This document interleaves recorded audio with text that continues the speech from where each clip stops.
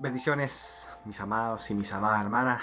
Un gusto de poder compartir con ustedes una vez más la poderosa palabra del Señor. Así que gracias al Señor vamos a dar para poder escuchar su voz y el consejo en este día. Señor, gracias en el nombre de Jesús por tu misericordia, por tu amor. Gracias, Espíritu Santo, por hablar a nuestras vidas, Señor. Que tu palabra, Señor, cale en lo más profundo de nuestro corazón, de nuestras vidas, Señor. Y que, Señor, podamos tomar este consejo de tu palabra, Señor mío, y hacerlo vivo y real en nuestras vidas, Señor mío, para la gloria tuya, Señor. Habla a tu iglesia a través de mi vida, Señor, que solo sea el instrumento en tus manos. La gloria es para ti por siempre.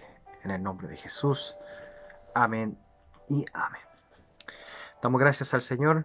Vamos a continuar estudiando ya el libro de Nehemías. Nos quedan solamente 3 capítulos para terminar este hermoso libro. Qué hermoso libro, cuánto hemos aprendido en solamente un libro de la Biblia. Hemos aprendido una cantidad, imagínense, podamos estudiar toda la Biblia, pero no sirve solamente aprenderlo como conocimiento. No puede quedar solamente en conocimiento, tiene que esto hacerse práctico en mi vida y en su vida para la gloria del Señor. Amén. Ya a lo largo de este libro hemos podido aprender 3 puntos, 4 ya importantes, que es lo que tiene que ver con el crecimiento en la obra del Señor y en la vida de cada uno de nosotros, ¿cierto? Que parte con un llamado del Señor a sus vidas, a mi vida, en la cual tenemos que tomar decisiones, planificar, lograr entender cuál es la voluntad del Señor y poder llevarla a cabo, después enfrentar las oposiciones que vienen. Cuando uno aquí comienza a servir al Señor, por supuesto que tiene oposiciones de diferentes índoles, pero poder estar firme en el Señor para poder enfrentarlas y poder continuar avanzando. Luego de la oposición viene el tiempo en que hay que consolidar. Esto es lo que enseñó el libro de Nehemías. A través de lo que vino después de la construcción, vino la consolidación de la obra, con varios puntos importantes para poder consolidar, para poder afirmar un trabajo. Y luego de la consolidación, el domingo pasado, vimos en el capítulo 10 lo que tenía que ver con una evidencia de un trabajo consolidado, de un trabajo que realmente había sido confirmado y afirmado de parte del Señor. Ellos lo hicieron a través de firmas, de juramentos, de pactos con el Señor. Nosotros lo hacemos a través de evidencias que tomamos 3 puntos importantes para ver una vida que evidenciaba un cambio, una transformación, una consolidación en el Señor, que tenía que ver primero con la obediencia al Señor. Una persona que quiere mostrar evidentemente de que realmente está consolidado en el Señor es una persona que obedece al Señor y obedece a su palabra. La obediencia al Señor es fundamental para poder consolidar una obra. Segundo, la santificación al Señor. Y en lo que tiene que ver con santificación hablábamos de apartarse, ¿cierto? Eso significa santificar, significa apartarse de todo lo que contamina, de todo lo que aparta, de todo lo que te aísla del Señor. Y lo último que vimos fue el sacrificio, el dar lo mejor, lo máximo para el Señor, dar todo para el Señor. Y uno cuando piensa en esto, uno piensa en lo que hizo Abraham. Abraham dio su hijo a Isaac en sacrificio. No tuvo que hacerlo, finalmente Dios lo detuvo en el momento que iba a hacerlo, pero Abraham estaba dispuesto a dar todo, todo para el Señor. Ese es el tercer punto que evidencia una vida consolidada al Señor. La obediencia, la santificación y el dar lo mejor para el Señor.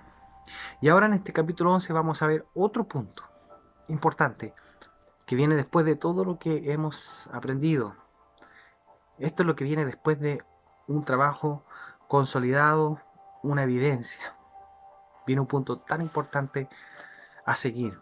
Vamos a leer los primeros 3 versículos para poder predicar en este día. Capítulo 11 del libro de Nehemías. Vamos a leer los 3 primeros versículos. Desde el verso 1 dice así: habitaron los jefes del pueblo en Jerusalén, Mas el resto del pueblo echó suertes para traer 1 de cada 10 para que morase en Jerusalén, ciudad santa, y las otras 9 partes en las otras ciudades. Y bendijo el pueblo a todos los varones que voluntariamente se ofrecieron para morar en Jerusalén. Estos son los jefes de las provincias que moraron en Jerusalén, pero en las ciudades de Judá habitaron cada uno en su posición, en sus ciudades, los israelitas, los sacerdotes y levitas, los sirvientes del templo y los hijos de los siervos de Salomón. Vamos a leer estos primeros 3 versículos para poder entender y para poder explicar qué es lo que el Señor quiere hablar en este día. Habían terminado ya la construcción del muro, ¿cierto? Pero esto no terminaba ahí. Luego de la construcción del muro venía la consolidación, ¿cierto? El lograr afirmar ese lugar, establecer turnos, puestos de guardia para fortalecer ese lugar. Luego vino un trabajo de palabra para ellos, en donde hubo un trabajo precioso de parte del sacerdote Esdras, en donde logró que la gente pudiera arrepentirse y fuera confrontada con su palabra. Pero había un problema, y es que casi nadie vivía en la ciudad. Casi nadie vivía en la ciudad de Jerusalén. Si recordamos, lo habíamos leído en capítulos anteriores, si vuelven conmigo al capítulo 7, el verso 4 dice así. Capítulo 7, verso 4 dice: porque la ciudad era espaciosa y grande, pero poco pueblo dentro de ella, y no había casas reedificadas. ¿Se da cuenta? La ciudad era grande, estaban hechos los muros, pero no habían casas reedificadas ahí en ese lugar. ¿Y cuál era la razón? Bueno, primero que nada porque Jerusalén era, no olviden que en ese tiempo había mucha guerra. Los enemigos generalmente atacaban la ciudad principal, que en este caso era Jerusalén. Entonces era más fácil para ellos vivir lejos de ahí. Y este es el primer principio, hermano, que quiero que aprendamos, porque en Jerusalén estaba el templo, no olviden, el templo para alabar, para adorar, para ministrar al Señor estaba ahí en Jerusalén. Entonces era necesario que la gente pudiera vivir ahí en Jerusalén para poder trabajar en la obra. Entonces el primer principio que aprendemos todos nosotros, que después de un momento, y que fue lo que pasó con Israel, después de un momento de construir, de reparar, después de un momento de que ya estaba todo listo y que parecía que hasta aquí llegaba todo, vino el sacerdote, les habló la palabra les confrontó, ellos se arrepintieron de su pecado, se arrepintieron de sus malos caminos y decidieron volverse al Señor. Así también en nosotros. Cuando el Señor habla en nuestras vidas, cuando quizás estamos apartados, estamos desviados, estamos por nuestros propios caminos, si bien el Señor nos confronta con una palabra, nos llega tan fuerte, nos hace ver nuestro pecado. Luego viene un momento en el que decimos: Señor, nos hemos equivocado, y nos reconciliamos y nos consolidamos y evidenciamos nuestro arrepentimiento. Pero lo que viene ahora es servir. ¿Y cuál es el problema de servir, hermano? ¿Por qué a la iglesia a veces le cuesta tanto servir en la obra del Señor? Uno, la inmadurez. Quizás muy nuevos, quizás todavía muy niños, muy pequeños en la obra del Señor. O la falta de fe. Es que no puedo, es que no tengo tiempo, es que no sé si alcance. Muchos de estos problemas son los que gatillamos, y es aquí donde generalmente también quedamos estancados. Y esto se lo digo porque comienza diciendo el verso 1: habitaron los jefes del pueblo en Jerusalén. ¿Quiénes fueron los primeros que habitaron en este lugar? Dice la Biblia que fueron los jefes. ¿Qué quiere decir los jefes? La gente madura, la gente más antigua, la gente que tenía más años. Ellos fueron los primeros en habitar ahí. Y esto es lo que tiene que ser un líder. Un líder tiene que ser el primero en dar el paso. Ahí esto, ok, el primero. Este es el trabajo de un líder. El ser el primero en presentarse en la situación. Y para poder presentarse, se necesita estar dispuesto y estar sacrificado para la obra del Señor. Mire, si uno piensa en la vida de Jesús, cuando Jesús estuvo con sus discípulos, lo primero que Jesús hizo, el primer milagro, fue que convirtió el agua en vino. Y los discípulos no hicieron nada, solamente ellos miraban, observaban, porque estaban creciendo. Pero después Jesús ya les instó en que ya ahora tenían que hacer algo mayor. Si vamos al libro de Lucas, el libro de Lucas, el capítulo 9, los versos 23 y 24 dice, y decía a todos, si alguno quiere venir en pos de mí, niéguese a sí mismo, tome su cruz cada día y sígame, porque todo el que quiere salvar su vida la perderá, y todo el que pierda su vida por causa de mí, éste la salvará. Era totalmente diferente. En un principio Jesús solamente les hacía de que miraran, de que observaran, pero llegó un momento en donde le dijo, ok, ahora es tiempo de actuar. Ya no son niños, ahora es tiempo de crecer, de comenzar a servir, de comenzar a trabajar. Y el primer trabajo era ese. El que quiere venir en pos de mí, tome su cruz cada día y sígame. Era un sacrificio. Y esto es precisamente lo que estos hombres hacen. Mire, hermano, ellos estaban viviendo en otro lugar. Están viviendo en un lugar apartado de Jerusalén. Cuando Nehemías recibe el llamado, ellos, deciden ir a ayudar en la construcción, pero sus casas estaban en otro lado. Ellos ahí tenían su tiempo de arado, habían sembrado, habían trabajado por años la tierra para poder tener el sustento para su hogar, tenían sus casas armadas, tenían sus graneros, sus cultivos, todo armado. Y viene el Señor y les dice, ok, ahora es tiempo de que se vengan a vivir acá y a servir en la obra del Señor. Y ellos dejan todo, hermano, todo lo que ellos habían avanzado, todo lo que ellos habían trabajado para seguir al Señor. El que quiere venir en pos de mí, tome su cruz cada día y sígame, sin importar lo que estaba allá. Entonces, hermano, una cosa es servir, pero lo otro es para poder servir, hermano. Para poder servir, tenemos que abandonar la comodidad. La comodidad, y visto de un ejemplo bien claro. La mamá, cuando tiene a su guagüita, y la mamá tiene, y la guagüita tiene meses, 3 meses, y está durmiendo la mamá a 3 de la mañana, y la guagüita despierta. ¿Qué hace la mamá? La mamá no sigue durmiendo porque la guagüita no puede levantarse solita, mudarse solita, hacerse su leche sola si tiene hambre.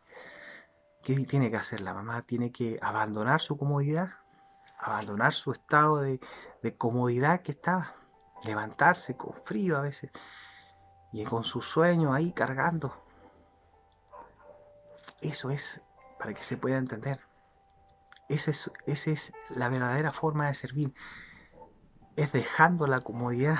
Tenemos que dejar la comodidad de lado. Una cosa es visitar el terreno de Dios y otra cosa muy distinta es vivir en el terreno de Dios. Muchos dicen, yo creo en Dios. Uno ve, no, si yo tengo fe en Dios, yo creo en Dios. Y es cierto, pero son muy pocos los que viven en el terreno de Dios, son muy pocos los que viven la obra de Dios. Son dos cosas muy diferentes. El pueblo de Dios había dicho, ok, vamos todos, vamos a trabajar allá y trabajar en los muros, listo, ok, terminamos ya, pero ahora yo me voy a mi casa. Había un sacrificio que hacer. Había que servir en el templo, había que servir en la obra, había que servir en el templo que estaba en Jerusalén. Pero eso dedicaba sacrificio, sacrificio para poder ministrar en la obra del Señor. Para ellos, para todos ellos, era prioridad mudarse a Jerusalén, cuidar el templo y ministrar. Que el Señor nos ayude, amén. Que el Señor nos ayude a que si vamos a servir, lo hagamos entendiendo de que vamos a perder muchas de nuestras comodidades. Pero a Dios le agrada esto. La segunda cosa que ellos, y aquí se ve que en el verso 1 dice, más el resto del pueblo echó suertes para traer uno de cada 10 para morarse en Jerusalén, ciudad santa, y las otras 9 partes en las otras ciudades. Dice que echaron suerte. Entendemos que ahora la forma de moverse es según lo que el Señor habla. El Señor habla a nuestras vidas a través de su palabra, a través de la oración. Es el Espíritu Santo el que viene a nuestra vida, nos redarguye, nos habla y nos mueve, nos dice, ok, ahora muévanse allá. Ay, Señor, pero es que yo tengo todo acá. Bueno, ahí está tu decisión. Si el Señor te dice, anda y sírveme ahí, es tu decisión. pero ellos lo hicieron así. Entonces, para poder servir, abandonamos la comodidad. El libro de Primera de Pedro, capítulo 2. Primera de Pedro, capítulo 2, verso 5 dice: vosotros también, como piedras vivas, sed edificados como casa espiritual y sacerdocio santo, para ofrecer sacrificios espirituales aceptables a Dios por medio de Jesucristo. Amén. Por medio de Jesucristo. Que este sea de la misma forma en que ellos le dieron prioridad a mudarse a Jerusalén, a cuidar el templo y a ministrar, debe ser también nuestra prioridad para servir al Señor. Versículo 2 del libro de Nehemías.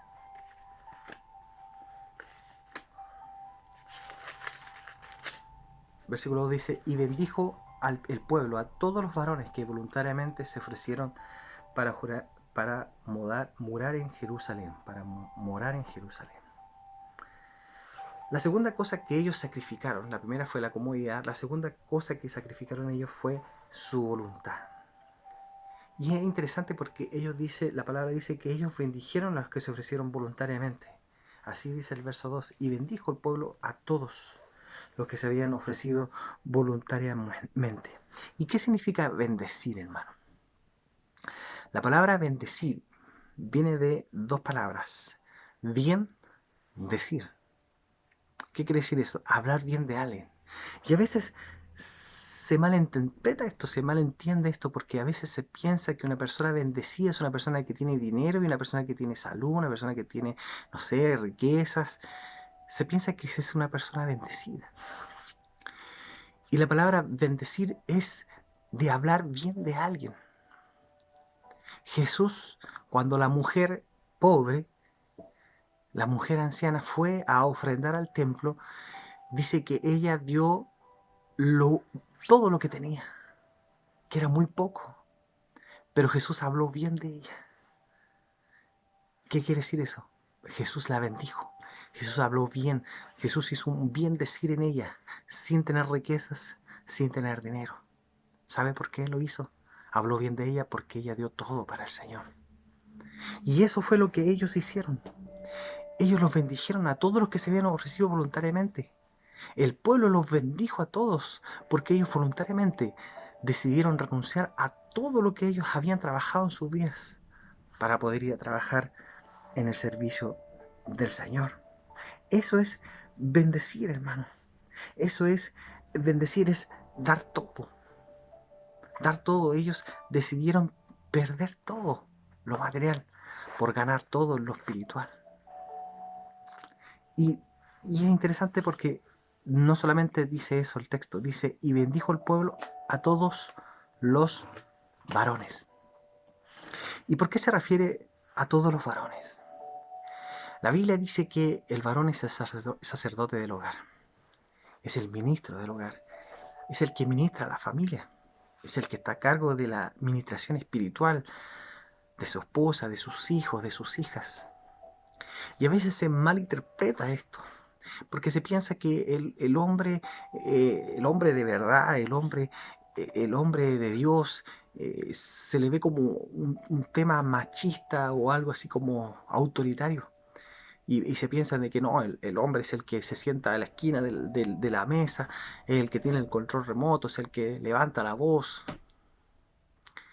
El hombre de verdad, hermano, es el hombre que teme a Dios. Mire lo que dice el Salmo 128. El Salmo 128. Los versos del 1 al 4 dice: bienaventurado todo aquel que teme a Jehová, que anda en sus caminos. Cuando comieres el trabajo de tus manos, bienaventurado serás y te irá bien. Tu mujer será como vid que lleva fruto a los lados de tu casa, tus hijos como plantas de olivo alrededor de tu mesa. He aquí que así será bendecido el hombre que teme a Jehová. Ese es el hombre de verdad. Ese es el hombre que el pueblo de Dios bendecía. Ellos que habían tomado una decisión tremenda, absolutamente sacrificada, absolutamente voluntaria, porque ellos iban voluntariamente, su voluntad quedó de lado. Todos sus deseos, todos sus sueños, todas sus metas quedaron de lado, todas sus prioridades pasaron a un segundo plano porque priorizaron servir a Dios. Ese es el verdadero hombre de verdad, aquel que teme al Señor, que le obedece y que le sirve. Un hombre, tal cual como leíamos en el Salmo 128, el hombre que le sirve al Señor, guía también a su mujer a servir al Señor y a sus hijos a servir al Señor. Y son una familia prosperada y bendecida, porque el pueblo, porque la gente va a decir un bien decir de ustedes. Es una familia que sirve al Señor. Es una familia que completamente sirve al Señor. Un llamado para los varones en esta tarde. Sigue también el verso 2, dice: y bendijo el pueblo a todos los que voluntariamente se ofrecieron. Ellos se ofrecieron voluntariamente a vivir en Jerusalén, donde estaba el templo de Dios. Ellos privilegiaron su relación con Dios y su servicio con Dios por sus bienes materiales y por sus bienes económicos.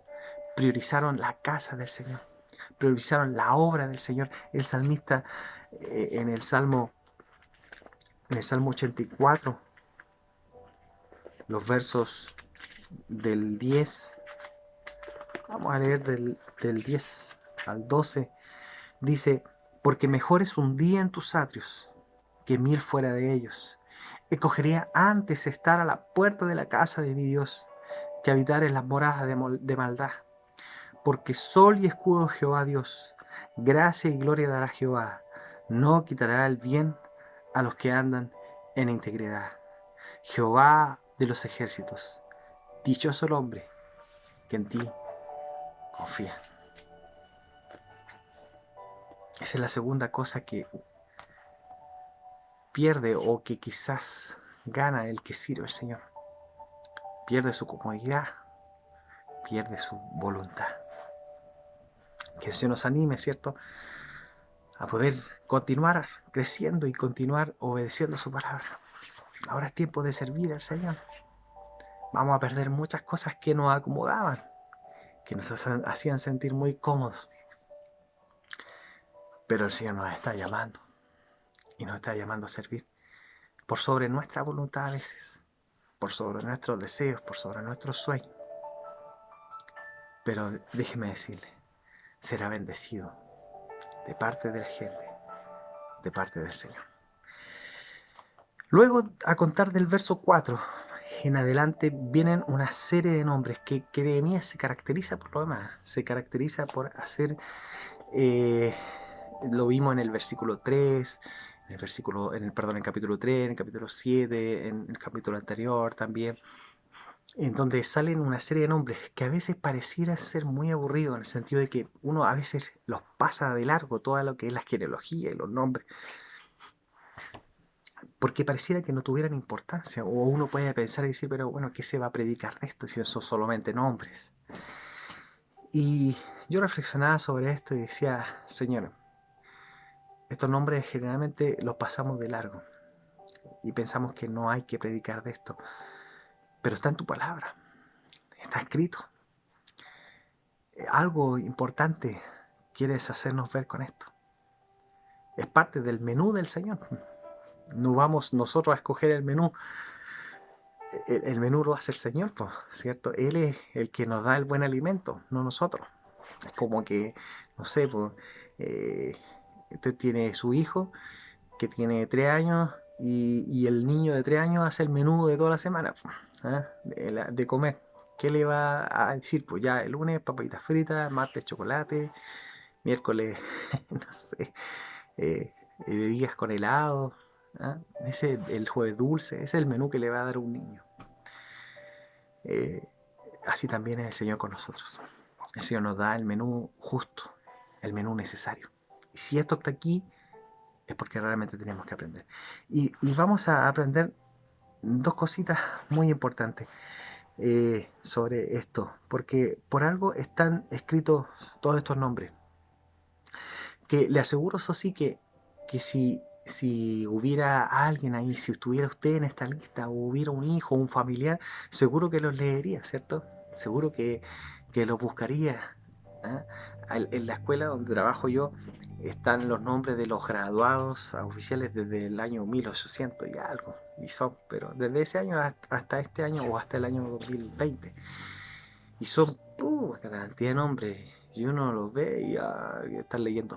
Pero la gente que tiene familiares, cuando viene, los busca. Y yo, mira, aquí está mi hijo. Se sienten contentos. ¿Por qué Dios permitió estas listas? ¿Por qué Dios permitió que estos nombres salieran aquí? ¿De qué manera nos alimenta a nosotros? Primero lo permitió para honrar a estos hombres y a estas mujeres que sirvieron al Señor. Para recordarnos que Dios no se olvida de ninguno. Para Dios todos son importantes. Todo el que sirve al Señor es lo más mínimo, es lo que quizás no tuviera mucha importancia. A Dios le agrada y Dios lo honra. Y es por eso que lo estableció aquí. Es por eso que está escrito aquí. Está escrito porque para Dios es importante. Quizás para nosotros no es importante. Quizás para alguno que lee y dice, no importa. Para Dios sí lo es. Así que si tú sirves al Señor, aunque quizás es lo más mínimo, aunque quizás no eres pastor, no eres ministro de alabanza, no eres alguien que figura mucho, para Dios sí eres importante. Por eso es importante servir al Señor. ¿Por qué también Dios menciona estos nombres? Vamos a ver dos casos súper importantes en esto.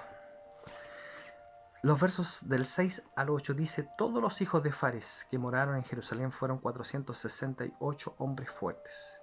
Estos son los hijos de Benjamín: Salú, hijo de Mesulam, hijo de Joed, hijo de Pedaías, hijo de Colaías, hijo de Maasías, hijo de Itiel, hijo de Jesaías, y tras él Gabaí y Salaí, 928.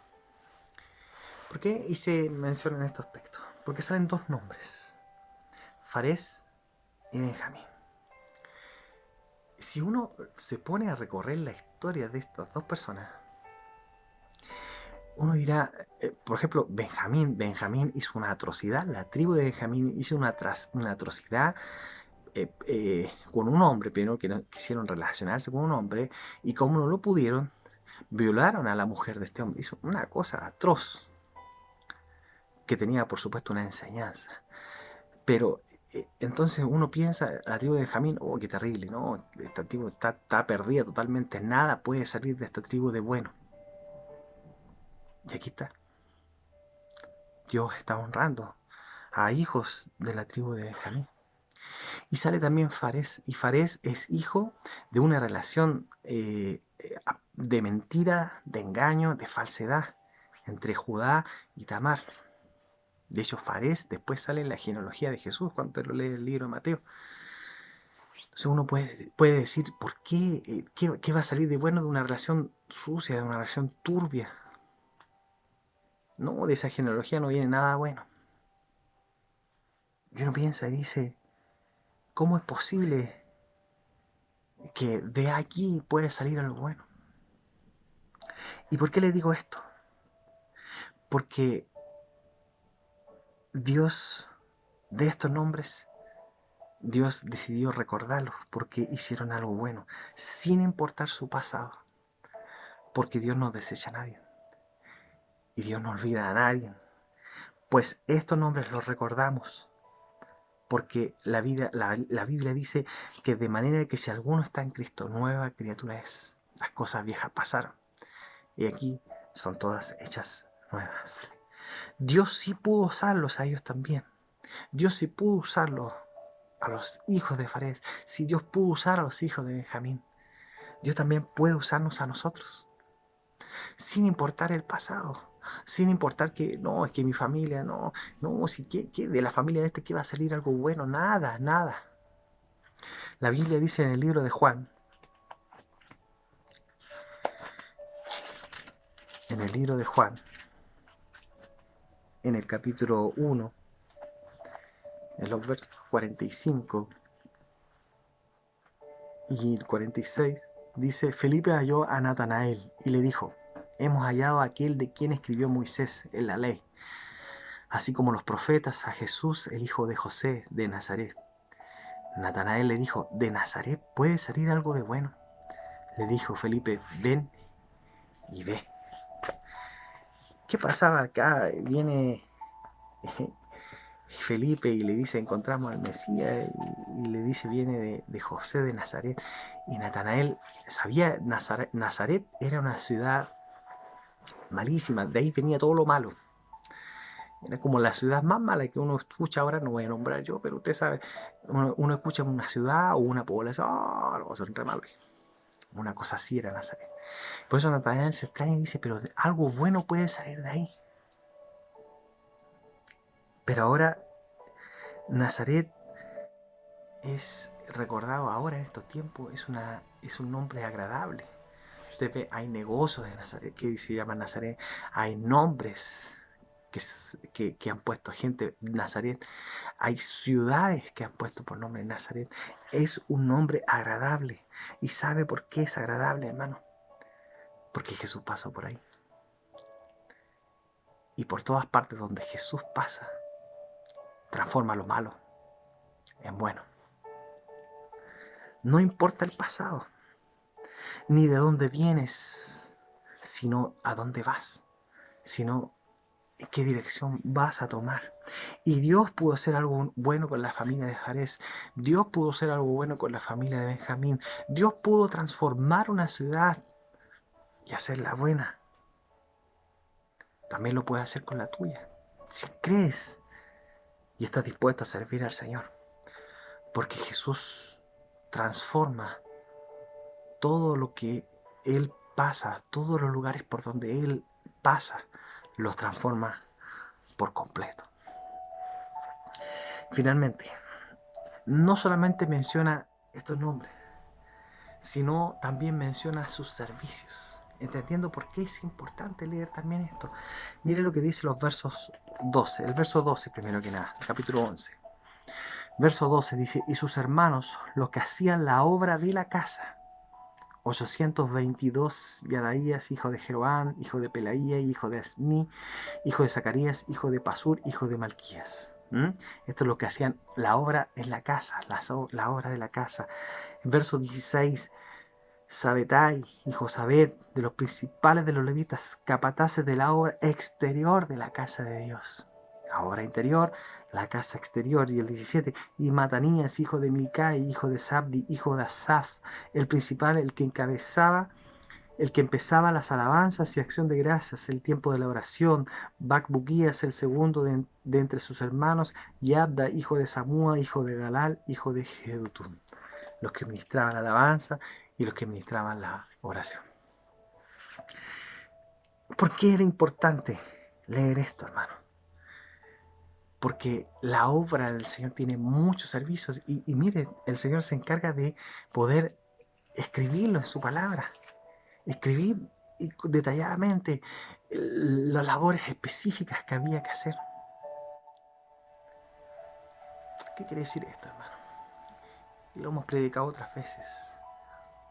El cuerpo humano es así. Hay dos orejas y las orejas son importantes. Tengo mis manos y también son importantes. Ambos cumplen funciones diferentes, pero son importantes para el funcionamiento del cuerpo entero. Pero son todas necesarias. Ninguna es menos importante que las otras. Ninguna de ellas es más importante que la otra porque todas son importantes para el funcionamiento del cuerpo. Y eso solamente mencionando lo que nosotros vemos, pero por dentro, todo lo que es el cuerpo humano por dentro, que nosotros no vemos, está funcionando, está trabajando también. ¿Para qué? Para dar función al cuerpo. Así también en la iglesia, hermano. Cada uno de nosotros cumplimos un servicio en la oración. Y todas y todos son importantes. Todos hemos tenido y todos tendremos, los que vamos a servir al Señor después de esto, tendremos que abandonar ciertas comodidades. Tendremos que quizás a veces abandonar hasta nuestra propia voluntad por hacer la obra del Señor. Pero déjeme decirle algo. Dios no pasa en vano esto. Dios no olvida el trabajo que nosotros hacemos para la obra del Señor. Y aunque para muchos no es importante, cuando uno ve una película y la película termina, se da cuenta de que después salen los créditos, salen los nombres, los actores principales y los secundarios, y salen todos los camarógrafos y los de iluminación y sonido, y salen una cantidad de nombres increíbles que uno generalmente los salta porque a uno no le interesa leer eso. Bueno, para los que trabajaron ahí sí les interesa. Sí les interesa porque, mira esto, ahí está mi nombre. Aunque quizás para muchos no le interese lo que alguno de nosotros hace en la obra del Señor, para el Señor sí es importante. Para el Señor sí es importante lo que nosotros hacemos.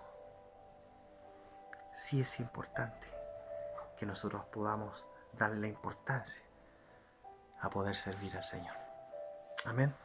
Entonces, luego de la evidencia, luego de haber evidenciado de que realmente hemos sido consagrados y consolidados en la vida del Señor, obedeciendo, apartándonos, sometiéndonos y dando lo mejor de nuestras vidas para el Señor, viene el paso a seguir, y es servir. Aunque a veces perdiendo un poco la comodidad, nuestra voluntad, pero no olvidando de que el Señor nos llama y somos importantes, más allá del pasado, más allá de lo que quizás se pueda comentar.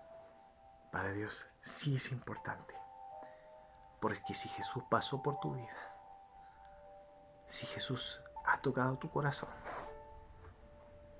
ha transformado lo malo que podría haber sido por algo bueno, y serás recordado y serás bendecido, y la gente hablará, hará un bien decir de ti. Este hermano, sí, me acuerdo de él, sí, él hacía esto otro, él dedicaba tiempo, él oraba, él ayudaba a la gente.